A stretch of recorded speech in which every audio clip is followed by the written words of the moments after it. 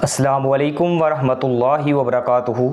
जी नाज़रीन, मैं हूं उसामा अफजल पसरूरी और आप देख रहे हैं पसरूरी इस्लामिक सेंटर।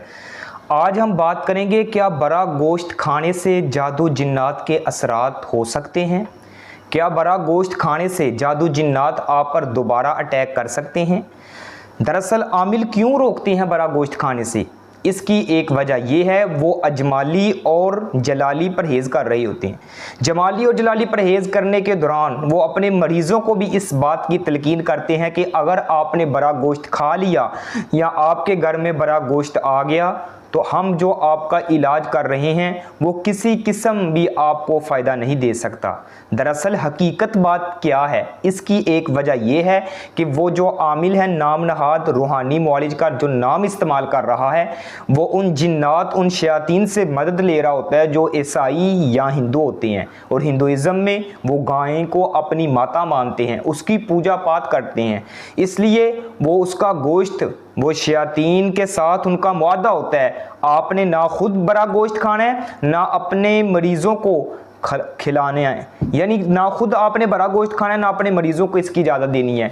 इस वजह से हम आपका हर वो काम करेंगे जो आप हमें इजाज़त देंगे।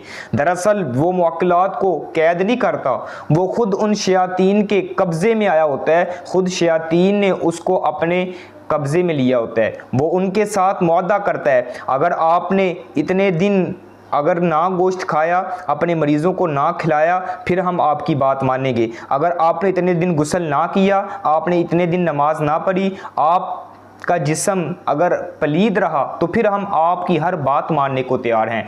दरअसल वो ईमान से बिल्कुल खारिज हो चुका होता है। ऐसे लोगों की मुतल्लक़ आका अलैहिस्सलाम ने फरमाया था, जो इन लोगों के पास आया, इन बातों की तस्दीक की, इनकी बातों की तस्दीक की और इनके पास आया, उसका हमारे साथ कोई ताल्लुक़ नहीं है। तो इस वजह से बड़े गोश्त का रूहानी इलाज के साथ कोई भी ताल्लुक़ नहीं है। जो आप लोगों को मना करते हैं ये नाम नहाद आमिलीन रूहानी मुआलिज कि आपने बरा गोश्त नहीं खाना, बल्कि आप वो कहते हैं आपने कोई भी गोश्त नहीं खाना। गोश्त का रूहानी इलाज के साथ कोई भी ताल्लुक़ नहीं है। अगर आपको कोई मेडिकल डॉक्टर कहता है कि आपने गोश्त नहीं खाना, आपको एलर्जी है, आपको कोलेस्ट्रोल का मसला है या दीगर मसाइल हैं, तो फिर आप रुक जाएं। आप अगर कोई मेडिकली डॉक्टर आपको कहता है, मेडिकली आपको इशू है, मेडिकली डॉक्टर या हकीम रोकते हैं, तो फिर आप रुक सकते हैं। रूहानी इलाज के साथ इसका कोई ताल्लुक़ नहीं है। आप बरा गोश्त खाएं। आका अलैहिस्सलाम ने खुद भी खाया, अपनी अज़वाज को, अपने सहाब को खिलाया है और फरमाया कि कुर्बानी के गोश्त में तो अल्लाह रब्बुल आलमीन ने बरकत रखी है और ये आपके जिस्म के लिए ताकत और तवाना अल्लाह रब्बुल आलमीन ने इसमें रखी है कि आप ये खाएं। आपके लिए ताकत है इस गोश्त में, आपके लिए तवानाई है इस गोश्त में, बजाय इसके ये नाम नहाद रूहानी मुआलिज आपको बड़े गोश्त से रोक रहे हैं। एक तो वजह ये हो गई। दूसरी वजह यह है कि आपने अगर इनकी बातों को मान लिया, आपने इनकी बातों की तस्दीक कर ली, तो आप पर फिर वो आका अलैहिस्सलाम का फरमान सादिक आता है, जो इन लोगों के पास आया, इन लोगों की बातों की तस्दीक की, उसका हमारे साथ कोई ताल्लुक़ नहीं है। इसलिए बड़े गोश्त का कोई भी रूहानी इलाज के साथ ताल्लुक़ नहीं है। और बाज़ नाम नहाद आमिलीन कहते हैं कि अगर आपने खाना है तो आपकी हड्डी, गोश्त की जो हड्डी है बड़े गोश्त की, वो आपके दांतों को टच नहीं होनी चाहिए, यानी आप उसका कीमा करवा के खा सकते हैं, उसमें हड्डी शामिल ना हो। दरअसल ये सब बातें फजूल हैं। ये सब लोगों के दिलों के अंदर खौफ डालना और उनको नफ्सियाती मरीज़ बनाना है। इसका कोई भी ताल्लुक़ नहीं है कि आप बरा गोश्त अगर खाएंगे तो ये हो जाएगा, जादू जिन्नात आप पर दोबारा अटैक कर लेंगे, आप पर ये जादू जिन्नात के असरात मुरतब हो जाएंगे।